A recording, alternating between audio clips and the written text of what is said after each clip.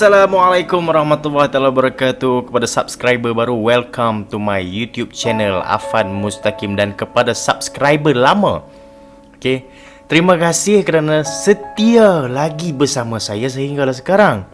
Walaupun tak ada video baru selama beberapa bulan, 2 bulan ke 3 bulan, saya rasa macam tu. Saya nak minta maaf sangat-sangat. Antaranya ialah sebab PKP lah. Kami dah ambil maklum semua lokasi yang anda semua cadangkan dekat kami, dan kami memang dah berhajat nak pergi. Tapi bila nak pergi tu, tiba pula musim PKP. Jadi kita nak buat macam mana? Kita hanya merancang, Allah SWT yang menentukan. Jadi sama-sama lah kita mendoakan supaya COVID-19 ni cepat hapus, lupus, nyah kau dari sini, supaya kita semua dapat berkumpul ramai-ramai, berjumpa ahli keluarga, sanak saudara, dan kami pun dapat melawati tempat yang anda hajati. Okey, video kali ini adalah berdasarkan pengalaman dan kisah benar ketika saya menjalani kursus bomba, kursus unit khas MASTIM. MASTIM ni maksud dia multi skill team. Okey, apakah unit MASTIM ni? Apakah fungsi dia? Saya akan explain pasal unit MASTIM. Dan sebelum tu, kalau anda perasan, dalam bomba ni macam-macam unit tu ada. So kalau hampa tengok dekat baju member-member bomba hampa tu, dekat belah kanan ada logo-logo tertentu. Logo itu adalah logo unit khas. Antara unit khas yang ada dalam bomba ni, Emergency Medical Rescue Services Unit Hazmat, Rapid Intervention Motorcycle ataupun RIM, Unit K9, Unit Pengesan, Pasukan Penyelamat di Air PPDA, Special Tactical Operation and Rescue of Malaysia STOM, High Rise Rescue Team HRRT. Dan inilah unit yang saya nak fokus hari ni, Multi Skill Team. Unit ni dia ada adik-beradik dia. Adik-beradik dia ialah unit udara bomba. Inilah unit udara bomba. Cuba anda fokus kepada 2 unit ni. Saya akan explain tentang 2 unit ni lebih lanjut. Okey, pengenalan MASTIM ni, sebelum pergi detail kepada unit MAS ni, ada satu unit lagi anda kena faham yang berkait dengan MAS yang saya kata tadi, adik-beradik, iaitu unit udara bomba yang dipanggil PASKOB. Okay, PASKOB ni bermaksud Pasukan Khas Udara Bomba. Kalau tentera laut, mereka ada PASKAL. Kalau tentera udara, dia ada PASKAU. Kalau tentera darat, dia ada JJK. Inilah logo PASKOB, Pasukan Khas Udara Bomba.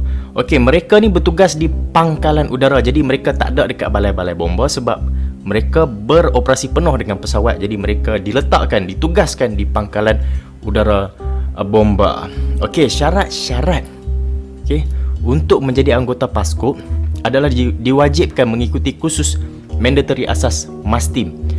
Tak kira lah anda nak jadi pilot ke, anda nak jadi Air Quartermaster ke, AQM, ataupun nak jadi pasukan khas udara bomba, anda kena ada logo MASTIM, anda kena jalani kursus MASTIM, anda kena lulus dengan cemerlang dalam kursus MASTIM, iaitu kursus Multi Skill Team. Okey, dekat Malaysia ni ada 3 pangkalan udara. First, dekat Subang. Yang kedua, dekat Miri yang terletak di Sarawak. Yang ketiga, Pangkalan Udara Pertam. Okey, ini video yang saya rakam di Pangkalan Udara Jabatan Bomba dan Penyelamat Malaysia, Pertam, Pulau Pinang. Okey, apakah maksud unit MASTIM? MASTIM bermaksud Multi Skill Team.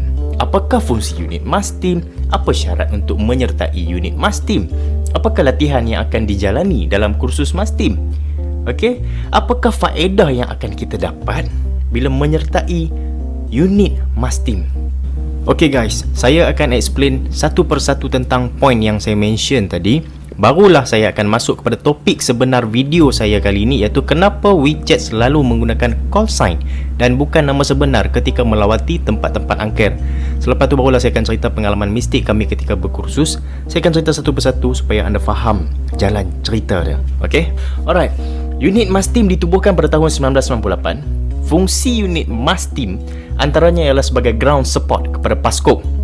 Okey, bantuan operasi dan menyelamat, pengosongan dan pemindahan, dan air ambulance. Unit MASTIM perlu mahir bekerja dalam 3 elemen. 3 elemen yang dimaksudkan ialah dapat melakukan penyelamatan di darat, udara dan air. Unit ini berperanan bagi menangani insiden-insiden pemadaman dan penyelamatan di hutan serta udara. Pasukan ini adalah berkelayakan untuk menjalankan kerja-kerja bersama pesawat. Seterusnya kita pergi kepada pemilihan. Macam mana kita nak join unit MASTIM ni? First kali kita kenalah pergi pemilihan yang dilakukan selama 5 hari. Okey, dalam proses pemilihan tu anda kena lulus lah beberapa ujian. Sebelum saya ceritakan tentang jenis ujian, cuba anda fokus dekat gambar ni. Yang ni semua anggota yang tengah datang untuk pemilihan dan mereka diberikan bib, baju bib yang tertera dengan nombor sendiri. So time ni pun kami tak dipanggil nama sebenar. Kalau macam jurulatih nak panggil, dia akan panggil nombor bib anda. Okey. So masa ni tak tertanya-tanya lagi kenapa dibuat macam tu. Tak ada persoalan lagi time tu sebab tak nampak lagi apa motif dia. Macam anda tengok dalam gambar tu, saya punya nombor bib 27. Ketika ini saya datang ke pemilihan. Apakah motif dia? Anda pun mesti nak tahu. Time kursus baru kami dapat tangkap apakah motif dia. Saya akan explain. Relax. Okey, antara ujian dia yang anda kena lulus ujian fizikal, macam contoh larian 2.4 km, lulus dalam masa tertentu mengikut peringkat umur. Kemudiannya pada peringkat kolam pula kena terjun papan anjal setinggi 10 meter. Kemudian ada ujian floating, apungan diri, apungan badan 15 minit, 10 minit gaya bebas dan 5 minit dalam keadaan berdiri. Macam dalam gambar tu, gaya bebas. So 10 minit gaya bebas tu buatlah macam mana pun, janji terapung, bukan tenggelam. Kalau tenggelam, bye bye, gagal. Okey, selepas itu ujian renangan 400 meter, lulus dalam masa tertentu mengikut peringkat umur. Kemudian ujian selam, cari duit shilling kalau perak dengan emas. Kedalaman kolam 3 meter. Tu untuk tengok kita punya ketajaman mata lah ketika berada di dalam air. Dan ujian yang terakhir, saya gagal tau. Kalau anda nak tahu, setiap ujian diberi 2 kali peluang. Gagal kali pertama, boleh cuba lagi kali kedua. Tapi gagal kali kedua, bye bye. So ujian last ni saya gagal untuk kali pertama, tapi saya lulus untuk kali kedua. Ujian dia ialah kita pakai sepersalinan lengkap. Saya pakai celoring lengkap, baju celoring, inner baju bomba, seluar celoring, stokin dan kasut. Ujian dia kena masuk dalam kolam sedalam 5 meter. Bila anda masuk dalam kolam tu, anda kena buka sepersalinan baju anda lengkap. Okey, terjun dan tarik nafas dalam satu nafas saja. Lepas tu, lepas dah buka lengkap, naik balik tunjuk kat jurulatih yang anda dah buka semua lengkap. Then turun balik dalam satu nafas, pakai semua balik lengkap macam mana anda pakai sebelum tu. Saya gagal kali pertama sebab silap teknik. Saya ambil nafas then time saya nak buka stoking dan kasut tu dah habis nafas lah, saya naik atas. So saya minta lagi sekali peluang dan alhamdulillah lah, peluang kali kedua tu lulus. Alright, settle bab pemilihan. Selepas pemilihan, kita pun kemas barang-barang kita dan balik ke balai bertugas seperti biasa. Dalam 2-3 minggu macam tu, kita akan dapat surat daripada unit udara bomba sama ada kita lulus ataupun tidak. So kalau dah lulus tu, standby lah dalam tempoh terdekat. Kita akan dijemput untuk menghadiri kursus unit Mastim. Okay, so time tu lah, time berkursus lah, baru kami dapat faham kenapa diajar untuk menggunakan call sign. Dan ketika itu jugalah saya akan mengalami peristiwa mistik ketika berkursus. Okey, kita masuk kepada next topik. Macam yang anda boleh lihat dalam gambar ni, ini adalah senior Mastim yang dahulunya. Senior Mastim dahulu mereka menjalani latihan Mastim dengan pihak tentera. Dulu pada awal penubuhan Mastim, pihak ketenteraan yang mengajar dan mencurahkan ilmu kepada unit Mastim. Tetapi sekarang ni segala kursus unit Mastim sudah diambil alih, dikawal penuh oleh pihak bomba sendiri. So terima kasih kepada senior pihak tentera dahulu yang telah mencurahkan ilmu kepada unit Mastim. Okey, sekarang kita masuk ke fasa kursus unit khas Mastim. Okey, di sinilah kami berkursus. Kami tidak berkursus di dalam bilik berhawa dingin. Di sinilah tempat kami berkursus. Kursus selama 4 minggu, lebih kurang sebulan tempoh berkursus. Hari pertama hingga hari kelima masuk kelas, saya explain secara ringkas. Kalau nak pergi lebih mendalam, video ni memang akan jadi lebih panjang. Hari pertama hingga hari kelima kami akan belajar tentang map reading. Kami akan belajar tentang cara berkomunikasi ground to air. Maksudnya ni, ground to air ni maksudnya contoh anda membuat penyelamatan di hutan. Macam mana anda nak berkomunikasi dengan pesawat, macam mana anda nak berkomunikasi dengan tower.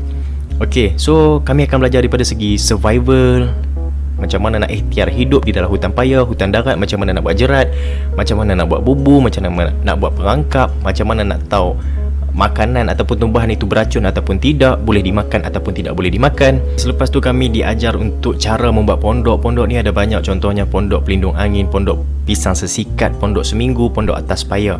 Banyak lagi yang diajarkan, tapi ini antara yang saya boleh share dengan anda supaya anda nampak serba sedikit pembelajaran kami ketika berkursus. Hari pertama hingga hari kelima kelas. Hari ke-6 hinggalah hari ke-12 kami akan dicampak ke hutan paya untuk praktikal dan ikhtiar hidup di hutan paya secara berkumpulan. Jumlah bilangan hari di hutan paya selama 7 hari. Selepas selesai di hutan paya, kami akan rest sehari sebelum bergerak ke hutan darat pula. Rest sehari ni bukan bermaksud anda boleh tidur lena. Bukan. Maksud dia, jurulatih akan pastikan fizikal dan mental anda tu okey, buat recover daripada segitu. Ada yang keluar hutan tu macam lost sikit. So adalah yang diganggu-ganggu sikit. Itulah bermaksud recover mental and physical sebelum masuk ke hutan darat. Yang bersorangan diiman percintaan janji manisnya yang menderang berikan kesempatan.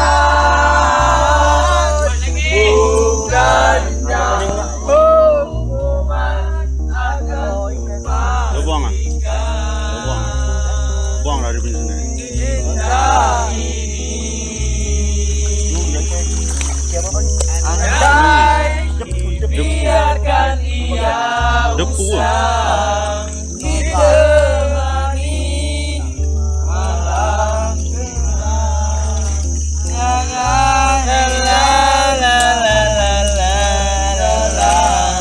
Bersamamu selama-lamanya.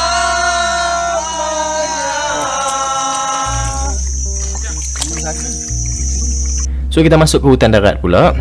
Seterusnya, masuk hari 14 hinggalah hari ke-24, kami akan ke hutan darat.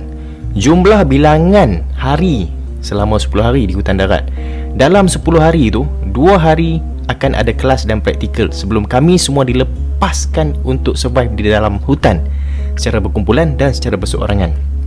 Okey, saya ulang balik. 2 hari kelas dan praktikal di hutan darat, 5 hari group survival, 3 hari solo survival. Total di hutan darat selama 10 hari. Okey, anda boleh lihatlah dalam video ni. Minta maaf saya terpaksa blur video ni sebab banyak kawan-kawan saya yang pakai tight, yang pakai short. So mendedahkan aurat mereka. So saya terpaksa blur lah. Ini kami ketika group survival. Dan time ni, waktu ni member saya Sylvester, dia ada tangkap biawak. Kami survival tau, memang tak disediakan makanan. Time ni dah berapa hari tak makan. So Sylvester dia dah tangkap biawak dan kami sedang makan biawak ramai-ramai lah kan.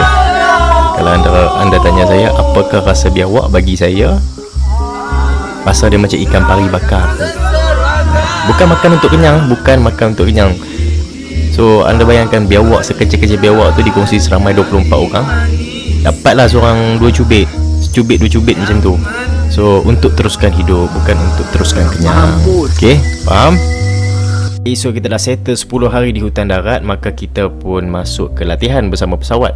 So apakah faedah yang kita dapat mengikuti kursus MASTIM? Kita akan dapat menguasai pelbagai ilmu daripada pelbagai elemen. So sekarang ni kita tengah membuat latihan abseiling, di mana kita akan diturunkan dekat ground menggunakan latihan abseiling. Dan kemudiannya sekarang ni kita tengah membuat latihan fast roping. So anda fokus tengok, fast roping dengan abseiling ni beza. So apakah perbezaan fast roping dengan abseiling ni? Fast roping ni satu pantas. Okay, selepas anda turun, selang beberapa saat tu anggota lain boleh turun.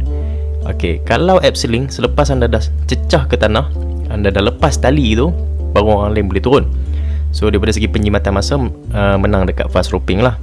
Tetapi anda kena ingat, fast roping boleh diturunkan di kawasan yang pokok-pokoknya rendah.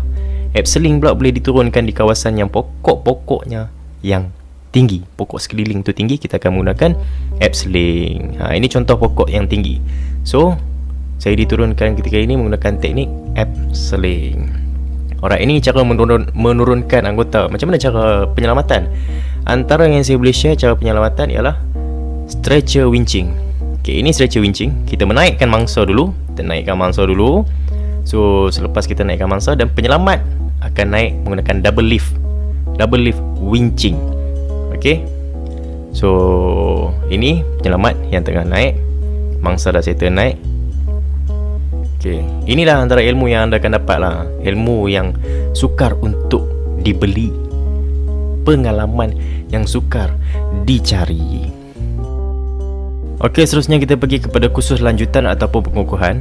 Latihan sebegini anda tidak akan dapat ketika kursus asas. Okey, anda kena pergi ke kursus lanjutan. So latihan ini dipanggil SWAT, Shallow Water Escape Training. Apabila pesawat menghadapi bencana dan melakukan pendaratan cemas, okey, anak kapal ataupun pasukan khas terpaksa berdikari sendiri dengan cara begini, survive. Sebab itulah time kursus asas kami diajar cara untuk survive di hutan paya, di laut, di hutan darat. So kalau anda tengok gambar ni, abang bomba semua ni bukan tengah mengunyit, okey. Yang ingat depa ni mengunyit pula, bukan. Mereka tengah buat group survival di laut. So function dia untuk senang dilihat oleh pasukan penyelamat. Bila kita duduk dalam group ni, kalau ada helikopter ataupun kapal ke yang lalu tepi tu, boat ke, so dia akan nampak lah satu kumpulan yang besar. Next topik iaitu Bambi Bucket. Bambi Bucket ni macam biasalah anda tengok kalau api hutan yang tinggi. So inilah method yang digunakan untuk memadam kebakaran. Okey, seterusnya unit MASTIM ni banyak penglibatan mereka dengan unit-unit khas yang lain seperti contohnya Pascal 469. So penglibatan dalam payung terjun lah, terjunan payung. So dekat sini saya payung satu video terjunan gaya bebas bersama pihak tentera.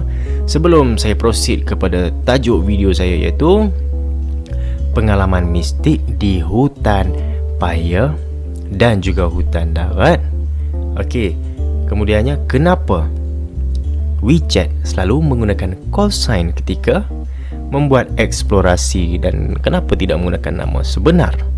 Okey, pengalaman mistik ni antara saya dan rakan-rakan saya ketika group survival dan juga solo survival. Dan special sikit kali ni, saya buat reunion sikit lah. Saya akan interview, okay, member sepondok dengan saya dulu ketika kursus asas. Saya akan interview mereka dan saya akan tanya mereka dan suruh mereka ceritakan balik pengalaman yang dirasai bersama. Okay, anda layan dulu video ni sebelum kita proceed to the next slot.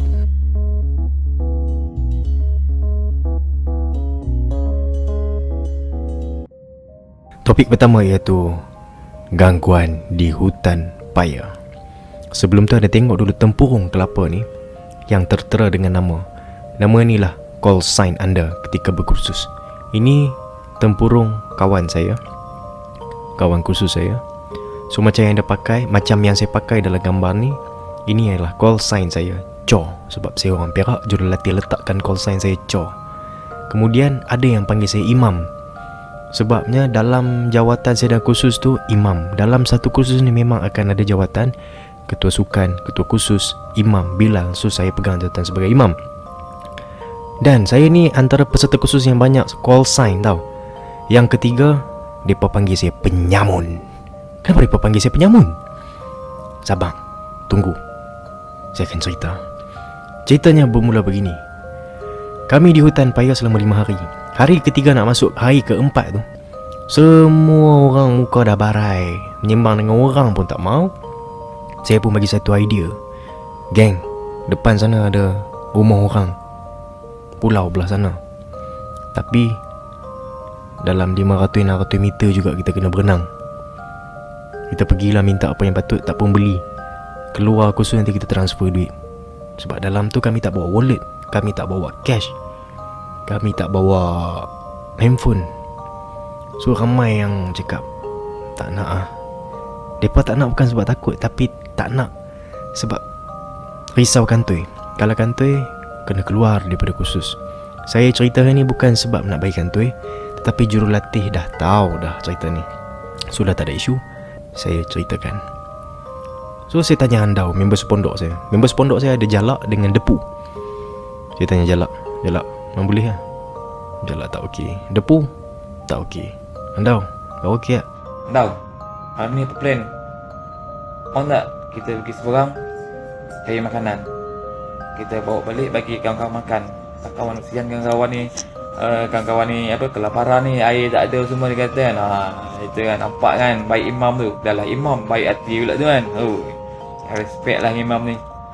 Tapi itulah dia. Silap orang dia tanya. Dia dah sebelum dia tanya saya tu, dia ada tanya ajak dia 3 orang Ada yang tak berani lah nak follow dia kan. Tak apa kata, tak confident lah nak follow dia, nak sebuang sungai tu sebab sungai tu besar. Tapi dia silap orang yang tanya. Dia tanya dengan Handau. Handau pun cakap, aku follow kau je Fan. Okey, dah dapat ketemu tamat. Saya bincang dengan geng-geng khusus tu. Okey, macam ni aku akan keluar cari makan. Hampa tolong cover kami 2. Sekiranya jurulatih masuk, cakap lah aku pergi berak ke, Handau teman aku ke, pandai-pandai lah. Aku akan janjikan 30 minit paling cepat daripada sekarang. Alright, so dia semua setuju. Dia ajak saya tu, saya on je. Lepas tu dia plan masa, dia beritahu lah, kita nak pergi sebelah ni, tunggu air pasang lah. Air pasang nanti, air pasang besar nanti kita berenang lah ke seberang dia kata. Sebab kalau kita pergi sekarang ni, seluk, air surut ni seluk dia tinggi, jauh. Letih nak redah seluk ni kata. Betul lah tu. Saya kata cantik lah tu, memang idea terbaik lah tu kan. Okey, pada malam tu tunggulah, tunggu. Saya keluar pada pukul 7.30 petang hingga 9 malam. Sebabnya time tu jurulatih tak masuk. Jurulatih akan sentiasa spot check kami. Okey, sentiasa spot check kami. Daripada seberang mai ke kami naik bot. So bila depa start enjin bot tu pun kami dah dengar dah. So kami pun, saya dengan Handau keluar pergi ketika pukul 7.30 PM hingga 9 PM. Sebabnya peratus untuk kantor itu kurang lah. Masa tu saya dengan imam ni bawa, kita orang punya tombak lah. Kita orang punya tombak bawa satu seorang, satu life jacket. Sebab life jacket tu kita orang tak boleh nak buka. Kita tombak dengan life jacket tu tak boleh nak tinggal, mesti kita bersama. Bawa lah, bawa pergi ke satu kira macam checkpoint lah, checkpoint seberang ni nak pergi seberang sana. Dah bajet dah tu. Kalau kita turun dekat checkpoint ni, nak pergi checkpoint seberang tu, macam mana, jauh mana kita hanyut. Itu dah dibajet-bajet dah. Dah buat pengiraan imam buat pengiraan. Okey, cantik lah. Kat checkpoint tu kita pacak kita orang punya tombak lah. Imam punya tombak dengan saya punya tombak, kita pacak silang lah, pacak X. Sebelum saya pergi tu, saya keluar pintu gerbang yang hujung sekali.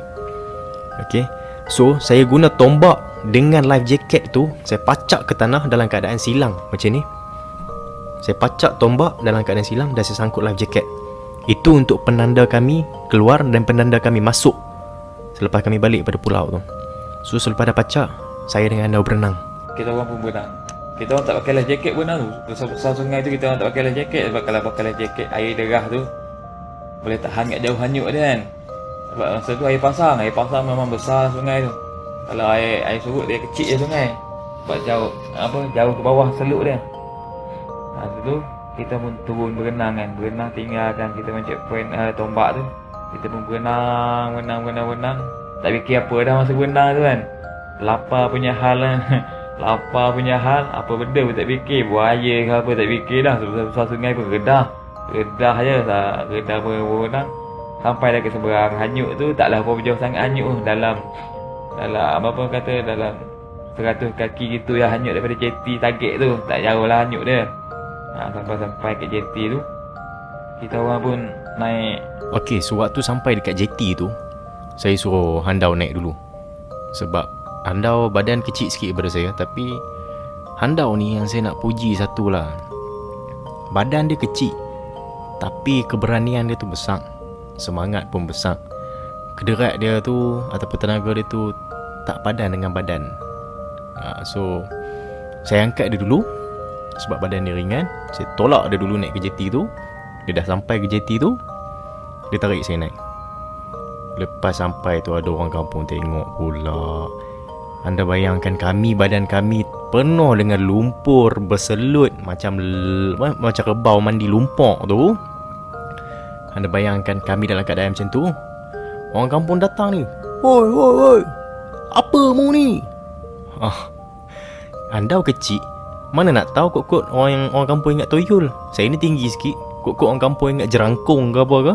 Lepas tu dia tanya lah, kita cerita lah pasal bomba semua kan. Pada tu bomba, biasa dia kata bomba, biasa buat latihan dekat area sini kan. Lepas tu imam tu pun buka dia punya pantun dekat berada. Dia kata, abang kita orang dah 3 hari lah tak makan ni bang, air tak ada semua ni bang. Boleh tak kami nak beli makanan sikit tapi duit tak bawa ni. Saya ambil nombor akaun, tak pun cik ambil nombor telefon saya, nanti selepas saya keluar kursus cik call saya. Dalam sebulan lagi saya akan keluar, cik call saya, cik bagi tahulah nama cik dan apa hutang saya dengan cik. Okay. So bila orang kampung tengok macam tu, tak apa kat Terengganu khusus, tak apa. So dekat situ depan tu ada orang jual burger. So saya nampak naik JT tu, nampak dekat rumah tu ada pipe air. Saya dengan anda minta izin, cik nak minum air sikit boleh? Dia orang ingat nak minum air Nescafe ke air Milo ke. So padahal kami nak minum air pipe, kami pergi air pipe berebut macam minum air sasi ais tu, macam minum air sirap limau ais, padahal air pipe je. So minum berebut dengan andau ni. Mereka tengok pun tergelak lah kan. Tak apa makcik bang jual air Milo cakap tak apa makcik, saya nak minum air je, kalau ada makanan saya nak beli sikit. So rezeki pada ketika itu kami dapat sebungkus Maggi, ada 5 pack, dan sebungkus roti burger. Punya heaven bahang. Dah macam dapat chicken chop dengan lamb chop bang, tahu tak? So kami pun selepas dapat tu, kami terima kasih sangat-sangat, dan orang kampung pun halalkan makan minum yang mereka berikan kat kami. Lepas balik tu saya minta dekat makcik tu plastik kosong 2. Okay. Saya minta plastik kosong tu bukan untuk apa, sebab untuk buat pelampung. Dan kami nak balik ni, kami kena berenang mengikut arus. Kalau ikut arus, tak perlu susah-susah nak berenang, kita buat floating saja. Kita apungkan diri. Saya pegang plastik tu. Sebab tu saya cakap kat andau, plastik ni buat pelampung, pegang. Kita hanyutkan badan kita sampailah ke pintu gerbang yang kita mark tadi. Bila sampai dekat pintu gerbang itulah yang jadi persoalan. Lepas tu imam pun tengok muka saya kan. Seorang tengok. Risau dah kan. Risau lah. Mana tak risau, life jacket hilang, tombak hilang, mana apa nak jawab kat jurati kan. Lepas tu sudah. Dia macam blank sikit fikirkan masa tu lah. Macam mana nak fikir ni.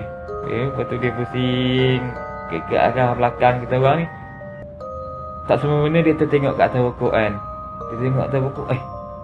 Dia kata kita orang punya kita punya ni lah, dia kata. Kita punya life jacket lah tu, dia kata kan. Saya pun tengok, lah. Macam mana boleh ada atas pokok dia kata kan. Kayu yang saya pacak tadi, life jacket yang saya sangkut dekat kayu yang saya pacak tadi berbentuk X tadi, ada atas pokok.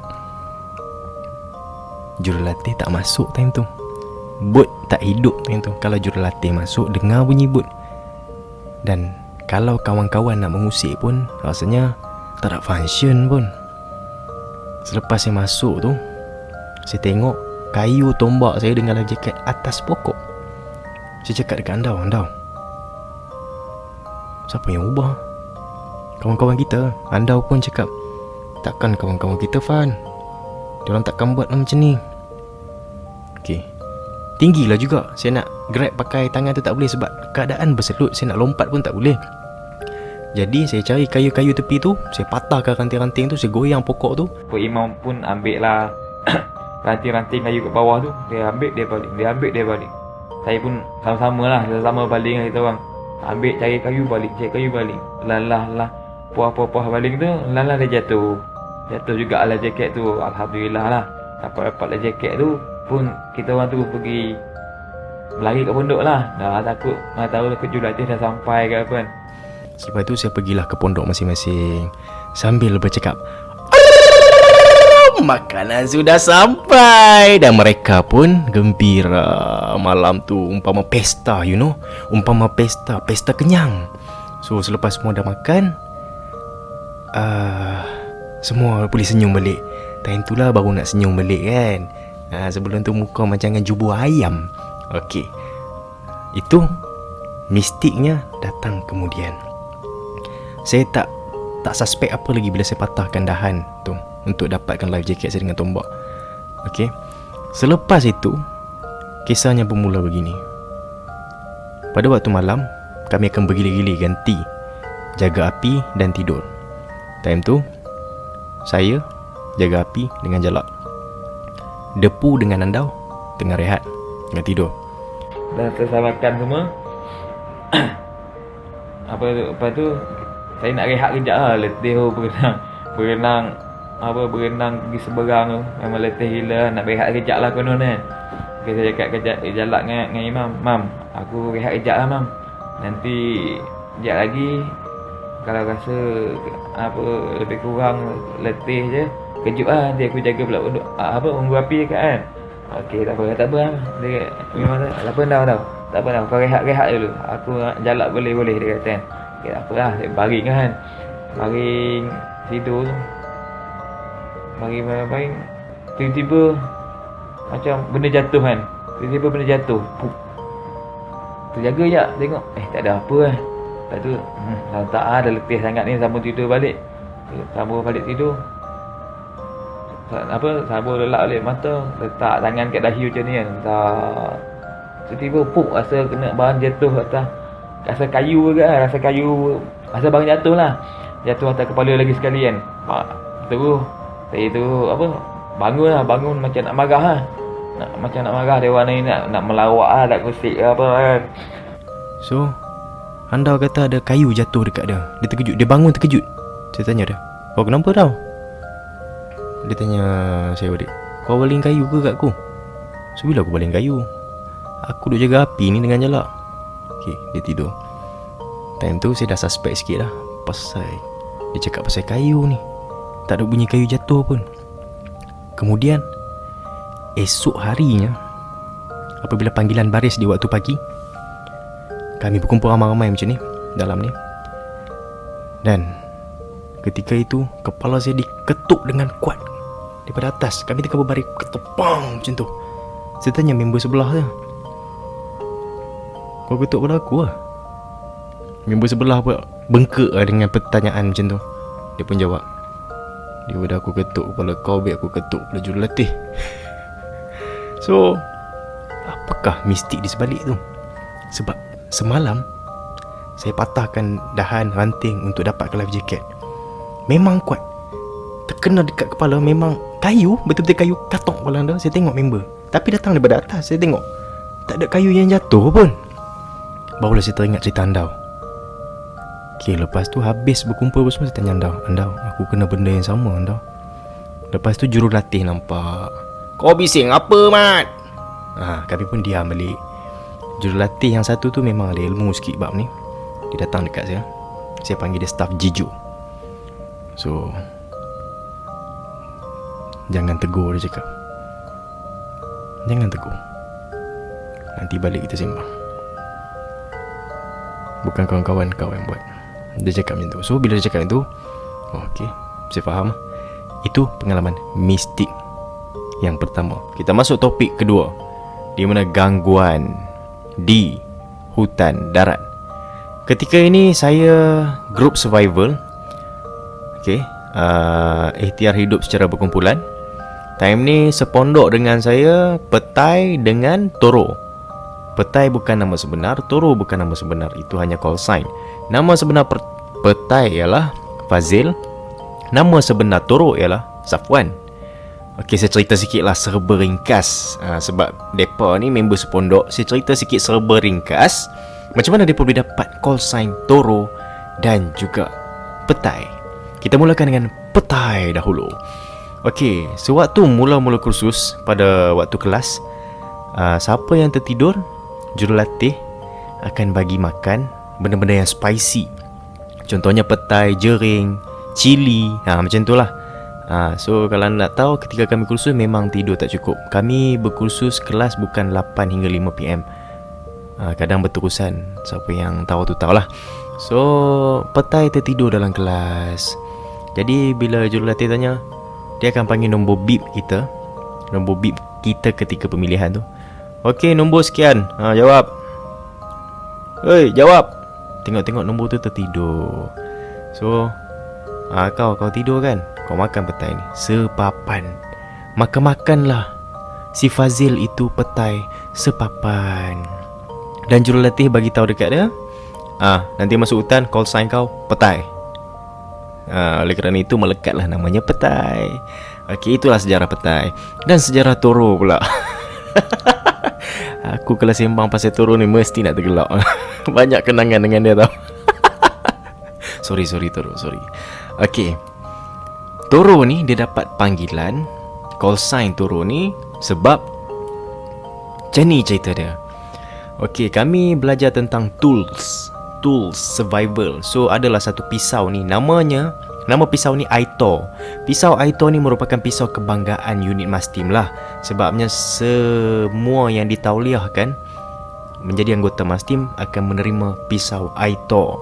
Okey, bila jurulatih tanya si Safwan ni, "Okey, Wan, apa nama pisau ni?" Safwan time tu tengah mamai lagi. Aitoro. Pisau nama Aito, dia bubuh Aitoro. Semua memang gelak. Jurulatih pun gelak. Apalah kau ni, kepala hangguk kau Aitoro. Nama pisau ni Aito. Mana datang O dekat belakang? Pandai-pandai je kau tambah O dekat belakang kau ni. Masuk hutan nanti call sign kau Toro. Sebab itulah melekat dia punya nama call sign Toro. Alright guys, so kita masuk pada gangguan seterusnya. Gangguan di hutan. Dan gangguan ini akan menjelaskan serba sikit kepada anda kenapa WeChat selalu menggunakan call sign ketika membuat eksplorasi di tempat angker. Ceritanya bermula begini. Malam itu selepas petai dah habis jaga api, petai nak rehat, petai nak tidur. Jadi turn saya pula jaga api. Saya pun turunlah daripada pondok ke tempat api, jaga api, dan Toro pun ikut sekali nak teman saya. Konon-kononnya sweet lah tu. Alalala, sweet ngat-ngat. Lepas tu kami pun bersembang. Dalam masa kami bersembang, Toro kata dia nak pergi kencing. Saya suruh lah dia pergi kejut petai, suruh teman dia pergi kencing. Sebab nak pergi mana-mana kena ada buddy, kena ada teman, tak boleh pergi seorang-seorang. Dan dalam masa yang sama, pondok tidak boleh ditinggalkan, api tidak boleh dibiarkan terpadam. Faham? Jadi saya suruh dia pergi kejut petai. Dia kata tak apalah, pergi belakang ni, ada nak kencing kat belakang ni. Dia pergi seorang. So saya pun okey lah, pergi lah. Lepas tu lama sangat dia pergi ni. Time tu kami tak ada jam, sehelai sepinggang. Tak tahu berapa lama, berapa minit dia ambil masa pergi. Tapi memang lama. Anggaran saya rasa dekat sejam lebih. Memang lama. Saya pun pelik lah, dia ni pergi kencing betul ke? Pergi kencing member ni. So kalau nak tahu apa jadi kat dia, kita dengar sendiri penjelasan daripada tuan punya badan. Toro, silakan.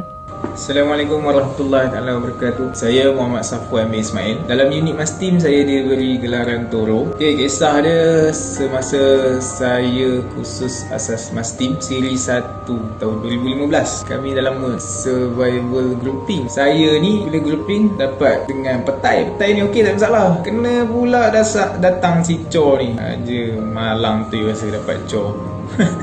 Macam-macam masalah dia buat. Cerita yang masalah tu yang tahu-tahu lah kan. Tapi cerita dia yang sekarang ni kita nak cerita lain lah, berkenaan dengan cosine, function cosine. Okay, malam tu macam biasa dalam hutan, bila malam kami ni kena jaga api. Tak boleh api tu mati. Definisi dia macam-macam lah. Satunya untuk menghindari dari haiwan berbisa. Yang kedua, biasalah keadaan sejuk, bila ada api ni hangatlah sikit kan. Jadi malam tu giliran menjaga api, mula-mula sekali petai jaga. Tu dalam 3 jam kemudian lah, petai pun cakap kat Cho. Saya ingat, Cho, oh iya aku ngantuk lah, masuk awal sikit boleh tak kan? Cho pun kata, tak apa lah, boleh dia masuk. Saya ikutkan turn saya lepas Cho. Jadi tak apa lah, kita orang dalam berborak-borak tu dah petai pula nak tidur. Tak apa lah, biar dia tidur. Tu saya pun ni belum ngantuk lagi. Saya teman lah Cho. Sembang. Dalam lepas 2 jam lah macam tu. Mula okey je sembang, ada juga menyaut Cho. Tu dalam tempoh 15 minit sebelum saya kata nak kencing, saya kata, pasal Cho ni senyap kan. Duk tengok-tengok rupanya tunduk macam ni kan. Tidur rupanya. Tu punya Cho. Apalah, saya kejut dia, Cho, oi aku nak pergi kencing sekejap ni. Lepas kencing aku tidur lah. Aku dah liner tu. Kalau hang rasa dah nak tidur aku, hang kejut aku. Okey. Dia pun kata okey. Hang pergi lah, hang kejut petai tu. Dia pun pergi. Dalam nak pergi kejut petai tu fikir, dia ni baru tidur, biarlah. Malas nak kacau kan. Lepas tu saya pergi lah, tak jauh pun. Dalam 10 meter lah saya ingat. Lebih kurang 10 meter tu kan. Tapi 10 meter tu pun orang kata dah berbalik dengan pokok-pokok besar semua. Jadi pondok dengan dia orang ni pun saya dah tak nampak lah. Tapi kalau ikutkan jerit tu dengar lah. Dia pun pergi kencing. Pergi dah nak selesai kencing lah tu, dengar bunyi. Yo, bunyi dia sayuk-sayuk kan. Saya pun kali saya nampak sama-sama tapi tinggi. Saya kata ni cor rasa ni. Sebab si petai pendek sikit kan. Jadi saya rasa ni cor ni. Tu dia kata, cor San, jurulatih panggil kan. Biasa kalau malam ni bila macam tu jurulatih panggil ni, nak boleh sakit, kena lelang kursus asas memang nak boleh sakit lah kan jurulatih panggil tu. Jadi saya pun panggil, cor San kan, senyap je. Lepas tu dia pusing, dia kalih badan ni, dia jalan. Dia kata, dia panggil tu, dia belah tu kan. Saya pun kata, jurulatih panggil kot kan. Tak ada fikir lain lah masa tu. Fikir nak kena denda, nak boleh sakit kan. Tu dia kata, dia nak pergi jurulatih tak? Wah, jom lah. Saya pergi ikut dia. Pergi dalam 5 minit berjalan tu. Mula tu dekat. Lepas tu bila kita berjalan dalam hutan ni kan, tengok-tengok bawah ke. Sebab kita nak perhatikan langkah kita ke depan kita ada apa-apa kan. Bila tengok 55 minit saya berjalan, lepas tu saya tengok depan, hilang cor. Baru 5 minit berjalan, bayang boleh hilang. Tu kata, dia ni nak main-main ke apa kan. Lepas tu saya tengok sekeliling, saya tengok, ini macam dah jauh pula daripada kawasan pondok saya kan. Tu saya kata, lepas tu tiba-tiba terlintas, saya kata, sudah, kata aku ni kena game ni, kata. Tu tak apa, jerit lah dulu, pergi, cor tai, panggil. Tak ada bunyi apa pun. Masa tu juga memang kata kalau kat hutan ni bunyi binatang ke burung ke apa mesti ada tau. Ini betul-betul sunyi yang teramat-amat sunyi. Kata, aku terkena dah ni. Dalam hati cakap kan, kena dah aku ni. Lepas tu masa tu duduk fikir, apa nak buat ni kan. Saya fikir cubalah jalan sikit. Dalam 5 minit tu saya berjalan kan, fikir, tak ada nampak petanda nak jumpa balik tempat pondok ni. Jerit-jerit daripada tadi jerit pun tak ada yang menyaut. Tu dia kata, saya dah fikir jurulatih kata kalau tersesat ke apa, jangan jalan terus lah, jangan teruskan perjalanan. Sebab lagi jauh kita pergi takut lagi tersesat kan. Jadi saya fikir, sudahlah, macam mana ni. Bila dah jadi macam tu, mulalah orang kata, habis tadi yang panggil bunyi roh tadi. Sebab panggilan tu sayup sebenarnya. Dia bunyi macam roh. Bukan dia betul-betul sebut tu roh. Dalam syarat asas survival ni, bila dalam hutan ni, bila orang panggil kita kena panggil balik nama dia. Baru bermakna kita ada two-way communication manusia. Ini bila dia panggil bunyi dia roh. Saya pun panggil dia cor. Pasal saya tak sahkan dulu tu cor. Silap saya kat situ. Jadi bila orang kata cor ni kalih je badan berjalan, saya tak ada fikir panjang, saya terus ikut dia.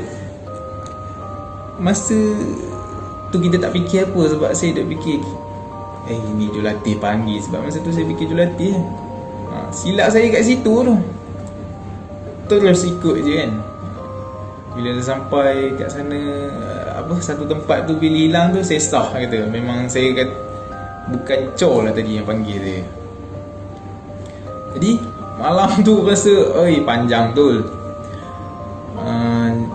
Jadi saya ambil keputusan bila dah sesat tu, duduk kat tempat yang sama lah. Tempat yang last saya berdiri tu, saya duduk kat situ. Sampailah saya rasa macam hari dah nak cerah jugalah, baru ada bunyi tolong. Masa tu ada bunyi jerit orang mencari je, tolong. Saya kata ini bunyi si Cho ni panggil kan. Saya kata, saya jerit balik, Cho. Bunyi macam dekat. Bunyi dia macam dekat, tapi sayur. Jangan kata kena lagi sudah.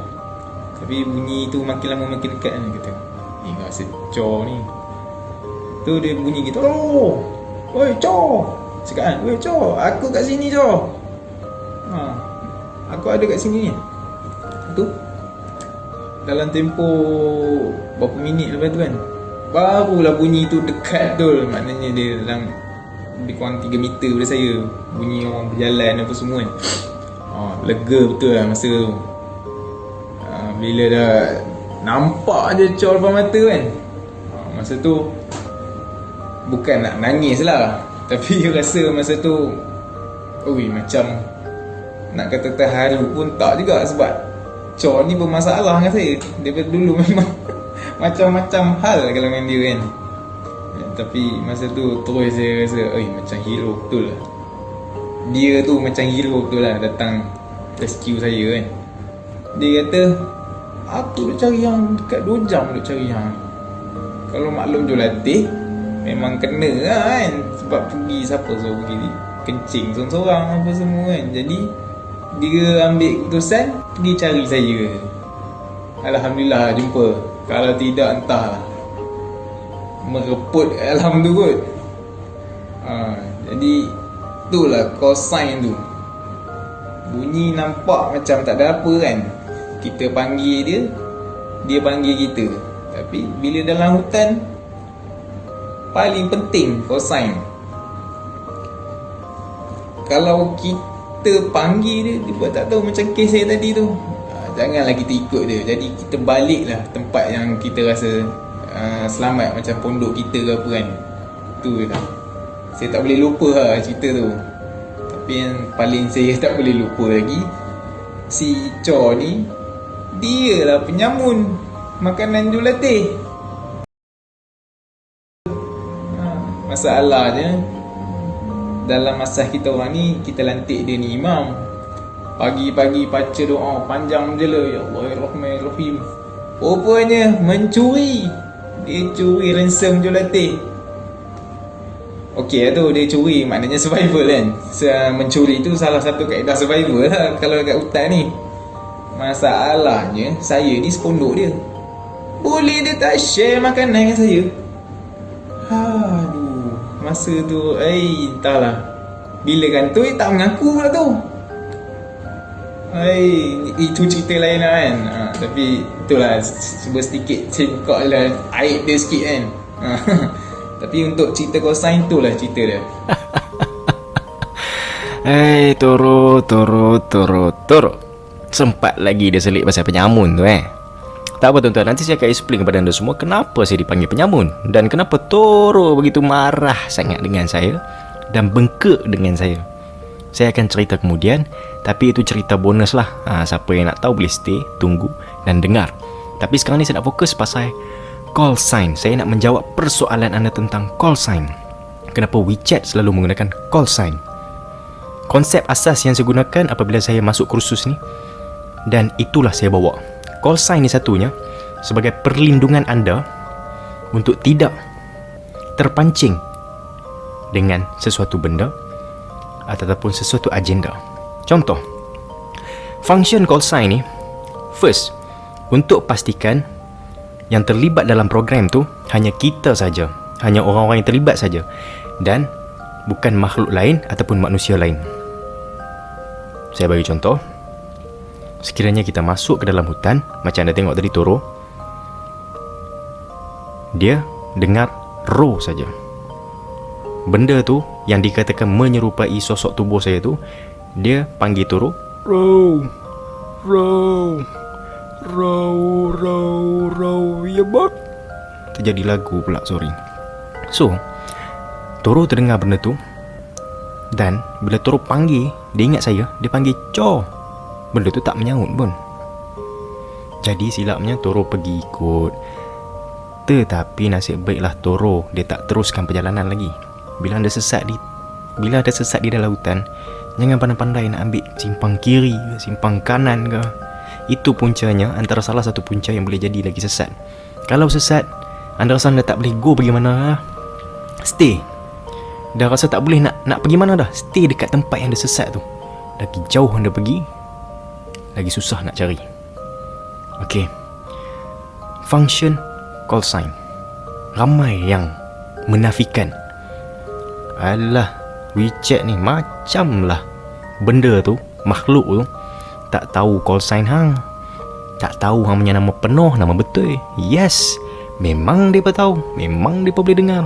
Tetapi cara untuk respon tu, cara untuk pengesahan two-way communication tu lain. Anda sendiri boleh bezakan kawan anda yang menyahut ataupun bukan kawan anda yang menyahut. Sebab itulah saya cakap call sign untuk pastikan kita-kita sahaja yang ada dalam program tu dan bukan makhluk lain yang menyahut. Di sebalik call sign, kita ada passcode. First, dalam hutan itu kami diberi call sign dan passcode. Passcode ni function dia untuk kegunaan anda nak mengesahkan seseorang jika rasa sangsi. Contoh, okey, passcode ni diberi setiap masa dalam masa tempoh tertentu. Jurulatih akan bagi kami guna passcode tu. Dia akan letak dekat tangan anda, dia akan tulis ataupun dia akan tulis kat kertas siap-siap, dia akan tempel. Dia akan cakap, ini passcode kau dengan kawan pondok kau. Kau ingat ni, kita akan pakai untuk 2-3 hari ataupun dalam tempoh-tempoh tertentu sehinggalah ada perubahan. So kita akan pakai tu. Passcode tu tak disebut, dia letak kat tangan kau. Kau baca, kau ingat, kau simpan dalam otak, kau boleh simpan benda tu. Okey, contoh kegunaan passcode ni, bila saya panggil Toro, daripada Cho. Cho pun terima. Cho, Toro terima. Tetapi bila saya dengar suara Toro tu macam lain, saya rasa sangsi. Suara Toro ni patutnya suara asal dia macam bapuk sikit. Tetapi kenapa suara yang tiba-tiba sahut tu macam lelaki macho macam saya? So saya jadi pelik. Saya pun nak buat pengesahan. Jadi saya akan cakap macam ni, Toro, passcode. Kalau Toro tak bagi tahu apa-apa, maksudnya dia tu makhluk lain ataupun orang, manusia lain yang menyamar jadi Toro. Faham? Dan passcode itu hanya kami saja yang tahu. Sebab itulah saya gunakan call sign dalam eksplorasi saya. Dan untuk pengetahuan anda, semua orang yang biasa follow saya pergi eksplorasi sebelum ni, saya akan bagikan call sign dan juga passcode. Tapi passcode tu saya tak mention dalam video. Saya just akan buat group WhatsApp. Saya akan cakap, tengok je passcode tu. Nanti buka WhatsApp, tengok passcode masing-masing. Sebab semua orang pergi, semua majoriti akan buat handphone masing-masing. So saya dah explain kat mereka apa function passcode tu, dan mereka pun faham pasal passcode, dan mereka pun dah faham pasal call sign. So passcode tu memang mereka akan refer daripada WhatsApp group sahaja. Sebab saya tak nak kawan-kawan saya, kru saya, peserta uji nyali saya terpancing dengan usikan macam tu. Cuba anda bayangkan saya tinggalkan peserta uji nyali di dalam hutan ataupun di bangunan kosong. Kami duduk tempat lain. Bila dah uji nyali ni, seorang-seorang, tiba-tiba nak jadi cerita. Contoh, saya ambil contoh, saya tinggalkan staff, kru saya sendiri. Saya tinggalkan kru saya sendiri, coach, hang uji nyali. So call sign, coach dan WeChat. And tiba-tiba coach nampak macam saya lah. So saya pun macam saya tu panggil coach. Coach pula akan buat confirmation. Coach terima, siapa tu? Kalau senyap, bukan dia lah. Contoh kalau macam saya tu respon, WeChat. Kalau coach pula rasa sangsi, WeChat, passcode. Kalau WeChat tak respon tu, macam saya tu tak respon, so buat dek je lah. Ini adalah langkah keselamatan Yang saya ambil ni adalah langkah keselamatan untuk menjaga keselamatan semua orang. Kita nak masuk sesuatu tempat tu bukan boleh main langgang je. Sebelum kita nak pergi ni, kita kena fikir cara-cara untuk melindungi diri. Aspek-aspek keselamatan itu yang paling penting. Okay, so saya harap video saya ni terjawab tentang persoalan anda kenapa WeChat selalu gunakan call sign. Okay, itulah jawapannya. Dan saya belajar ni semua daripada kursus asas. Ada kebaikannya juga kita tak gunakan nama betul. Better kita gunakan call sign. Okay, so saya rasa saya dah explain dah benda tu. Kita masuk cerita bonus. Cerita bonus ni agak menarik sikit. So anda boleh stay kalau anda nak dengar. Tiada paksaan. Cerita bonus ni tentang kenapa saya dipanggil penyamun. Cerita dia macam ni. Kawan sepondok yang lain jumpa saya, bagi tahu. Luntau bagi tahu saya. Nama call sign Luntau, nama sebenar Sylvester. Dia bagi tahu saya, Cho, ada orang bagi tahu aku ada ransom. Ransom ni yang mana Toro sebut tadi. Ransom ni maksudnya adalah sebungkus plastik yang berisi makanan. Yang diisi makanan seperti biskut, tin sardin, Maggi, itulah ransom. Tapi ransom tu milik jurulatih. Kami masuk dalam tu memang tak ada makanan, tak ada minuman, pandai-pandai hang lah nak makan kan, nak hidup macam mana. So Luntau bagi tahu saya ransom tu terbiar, jurulatih buat dek. Jadi bila nak kerja-kerja penyamun ni mesti depa cari saya. Saya tak tahu muka saya ni nampak macam penyamun ke. Saya mungkin jadi penyamun, tapi penyamun hati awak.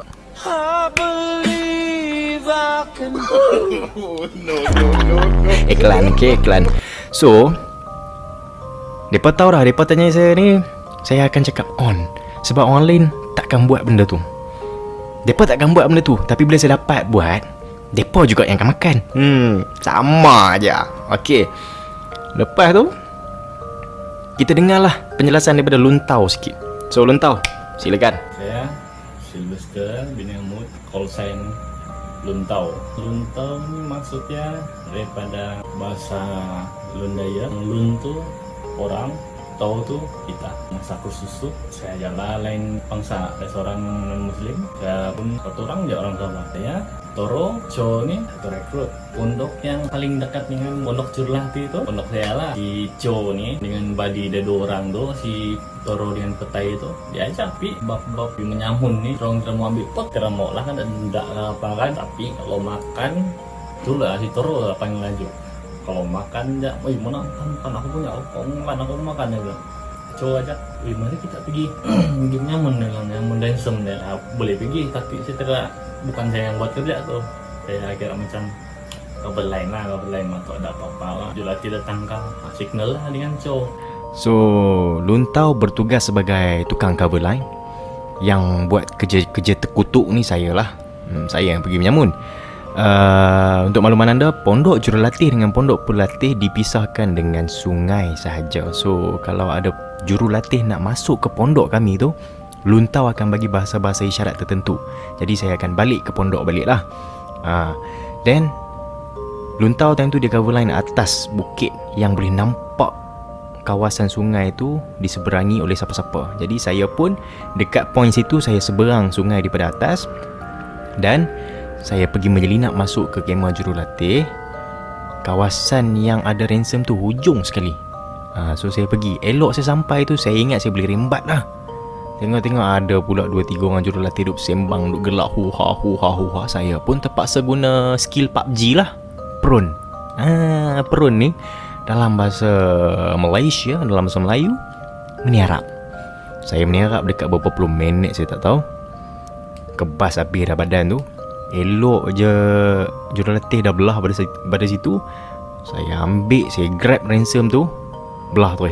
Lepas Cho ni berjaya sudah bawa ransom tu dengan saya lah, tu kami dapat, kami pergi agi-agi lah dengan pondok-pondok agi supaya semua dapat makan lah, walaupun sikit kan, dapat juga makan. Sebelum saya buat job tu, saya dah bagi tahu Handau, get ready, aku nak buat job. Kau tolong rebus air apa-apa ke, nanti aku bawa balik makanan. Handau pun dengan riangnya dia rebus air Sebab dalam ransom tu ada Milo, Nescafe 3 in 1. Jadinya saya sampai tu, Andau pun buat kerja. Saya passing ransom tu separuh. Ada satu plastik, separuh saya keluarkan untuk agihan pada malam tu. Separuh lagi saya bagi tahu dekat Luntau, tanam. Jangan habiskan semua malam ni. Tanam sebabnya peratus untuk kita kena belasah, peratus untuk jurulatih sedar bahawa ada barang yang sudah disamun tinggi. Jadi tanam. Mungkin kita akan kena ragging, kena belasah, so kena hadap. Tapi tanam benda ni. Lepas kena belasah pun kita ada stok lagi. Jadi saya pun ambil mana yang belum dapat tu, simpan dulu. Simpan, saya tanamlah dalam tanah. Saya kumpul tu kira macam terus bahan bukti dulu lah, nanti apa-apa orang tak tahu mana tu ransom mana yang hilang tu kan, mana orang simpan. Jadi saya tanam dalam tanah tu. So, dia orang tanam. Separuh lagi kami edarkan. Saya memang makan lah time tu, makan dan minum time tu. Saya harapkan dekat budak pondok tu, budak pondok dengan Andau, so passing. Tetapi bukan semua pondok dapat. Pondok saya pun tak dapat. Sebab itulah Toro marah sangat dengan saya. Pondok saya pun tak dapat sebab pondok saya dekat atas. So saya faham budak pondok yang tengah rana makanan tu memang dia takkan dapat cari semua pondok sebab kami tak tahu lokasi semua pondok. Sebab berbalik dengan bukit lah, memang takkan tahu. So budak tu dia just passing dekat pondok mana yang dia sempat saja, dan pondok yang terima tu dia pula lah kena passing. Yang malangnya bukan semua pondok dapat makanan itu. Dalam elok kami duduk makan, tiba-tiba bunyi mercun bola. Boom. Bunyi mercun bola ni ada dua tanda. Satu tanda jurulatih nak bagi tahu masuknya azan tertentu. Yang kedua, mercun bola untuk boleh sakit ataupun rokol. Kalau bunyi mercun bola ni, kalau tak kena denda, kalau tak kena belasah, solat waktu azan. Jadi dalam saya cakap dekat Luntau dengan Andau akan kantoi, memang kantoi pun. Sebabnya jurulatih dah perasan ransom hilang, dia masuk ke seberang, dan ada pondok mana tau yang makan Maggi tapi tak sempat bakar perencah punya plastik tu. Mungkin terjatuh pada pondok dia, tak sempat bakar. Jadi kami pun kenalah ramai-ramai. Dan pada ketika ini ramai dah yang tahu yang buat kerja tu siapa dia. Majoriti ramai yang tahu, semua tahu. Geng-geng pelatih lah. Mereka tak marah pun kat saya, tapi mereka cuma bebai. Kenapa aku tak dapat ni? Kenapa aku tak dapat makan? Selalu hang pi rembat, hang bagi semua orang. Yalah, tapi dia faham lah, memang tempat tu memang susah nak cari pondok semua. Lepas tu kami pun dipanggil lah turun ke sungai.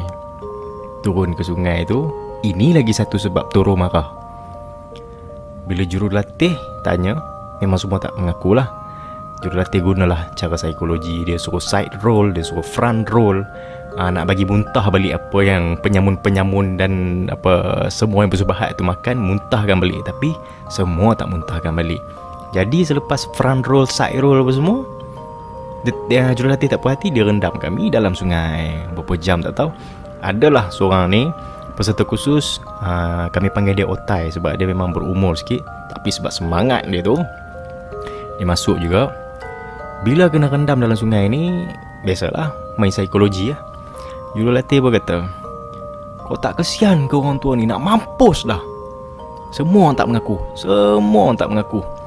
So sampailah Otai kena hipotermia. Dia dah menggigil lah. Jurulatih bawa dia naik. Bukan, jurulatih bawa kami semua naik. Tinggal Otai dekat situ, suruh tengok dia ramai-ramai. Okey, ramai-ramai kita tengok dia ni sampailah mampus. So korang dah tengok, okey, turun balik sungai. Dia duduk menggigil lagi lah. Kemudian saya tengok Luntau tengok saya tengok Andau tengok saya. Habis lah. Bila dia main bab sensitivity umur ni, saya pun dah give up lah. Saya nak mengaku lah time tu. Elok saya nak mengaku, ada kambing hitam pula. Toro angkat tangan. Saya mengaku, saya yang curi ransom tu, saya yang buat. Saya pun tunduk muka, Luntau tunduk muka, Handau tunduk muka. Toro dah tahu dah siapa yang buat. Member sepondok dia juga buat. Sebab tu dia bengang, dia bebai. Lepas-lepas tu barulah jurulatih puas hati. Dan kami pun kenalah belasah lagi. Habis-habis belasah tu dekat berapa jam lah, tak tahulah, kena rendam dalam sungai tu. Naik balik ke pondok masing-masing.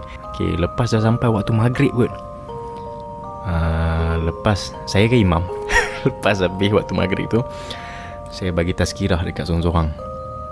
Tazkirah ni bukan tazkirah apa. Saya cakap, siapa yang tak dapat makanan lagi tu, datang dekat pondok aku.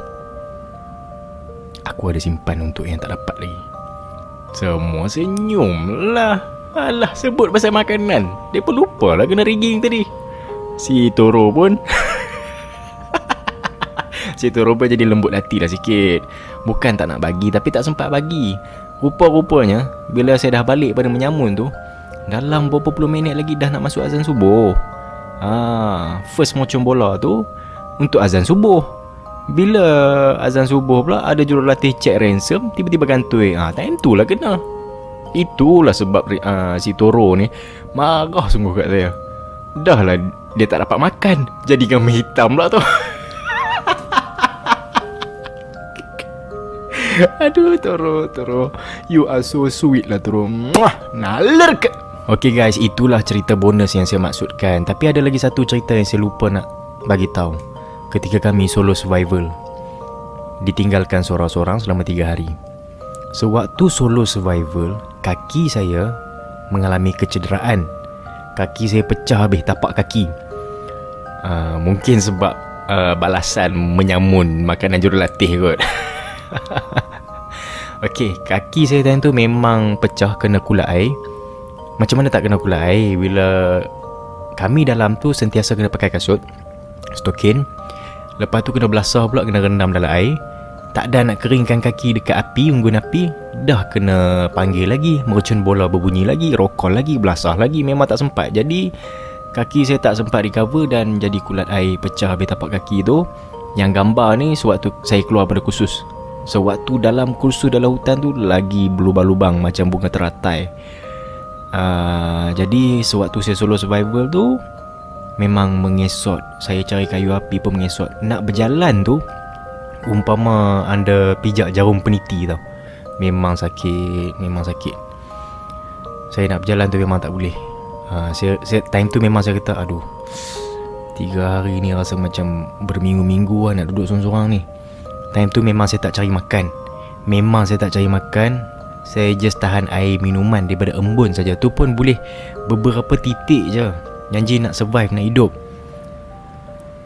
Jika anda tanya saya tentang gangguan makhluk halus, jika anda tanya semua orang lah time tu, semua peserta kursus tentang gangguan makhluk halus ni dah jadi nombor 2 ketika mereka solo survival. Gangguan yang pertama yang mereka khawatiri lagi ialah gangguan binatang buas ataupun binatang berbisa. Itu lagi mereka risau. Kalau anda tanya semua orang, memang otak mereka tu, mental mereka tu dah tune dah tertune. Mereka tak hirau dah. Mereka tak berapa hirau dah pasal gangguan makhluk halus ni. Mereka lebih hiraukan tentang yang nyata, yang nampak depan mata, binatang buas ataupun binatang berbisa. Itu saja. Kalau ada benda melintas ke apa ke, memang dah jadi lali, dah jadi mangli. Bukan nak cakap besar ke apa, tapi memang dalam tu anda nak survive. So kalau ada benda melintas ke apa ke, anda jadi macam biar lah. Anda tak makan, tak berdaya, biarlah. Nak lalu-lalu lah, nak tunjuk muka tunjuk lah. Janji aku selamat dah 3 hari dah ni. Macam tu, sampai jadi tahap macam tu sekali. Saya time tu gangguan alhamdulillah tak ada apa. Sekadar bunyi tapak kaki pun semua tu memang, itulah orang kata dah mangli. Memang dah mangli. Saya dalam tu saya fikir survive je 3 hari. Apa yang saya buat hari first tu, cari kayu api paling banyak yang boleh, paling besar yang boleh. Saya buat unggun api. Saya just recover saya punya kaki. 3 hari itulah baru tak ada gangguan daripada jurulatih, baru tak ada ragging. Ya Allah, amannya. Time tu lah saya ambil masa untuk recover balik. Sayang hujung-hujung kursus kalau tarik diri, sayang. So Alhamdulillah, semua orang selamat ketika solo survival. Ada juga gangguan-gangguan, tapi saya tak naklah cerita. Gangguan tu agak sensitif sikit. Ada benda yang saya boleh cerita, ada benda yang saya tak boleh cerita. Yang saya cerita ni semua yang boleh diceritakan. Lepas tu kami pun habis tu kami pun pergilah ke pesawat, latihan pesawat. Alhamdulillah semua keluar dari hutan dengan selamat. Dan bila masuk ke sesi pesawat tu semua pun berjalan dengan lancar. Kami semua pun dapat menghabiskan kursus dengan selamat, dengan jayanya, dan berjaya ditauliahkan sebagai seorang unit khas anggota Mastim. Dan tak sangkalah 3 ekor ni yang datang daripada rekrut yang sama dapat juga habiskan kursus dengan jayanya bersama-sama. So, kepada semua yang masih menonton daripada awal video hinggalah sekarang, terima kasih banyak-banyak kerana setia menonton hingga ke akhir video. Dan jangan lupa untuk teruskan sokongan anda. Saya janji, lepas surut PKP ni, saya akan pergi eksplorasi sama-samalah. Kita mendoakan agar COVID-19 ini cepat lupus dan kes cepat menurun. Terima kasih sekali lagi kepada semua yang menonton. So, stay safe everyone. Stay alive. Assalamualaikum warahmatullahi wabarakatuh.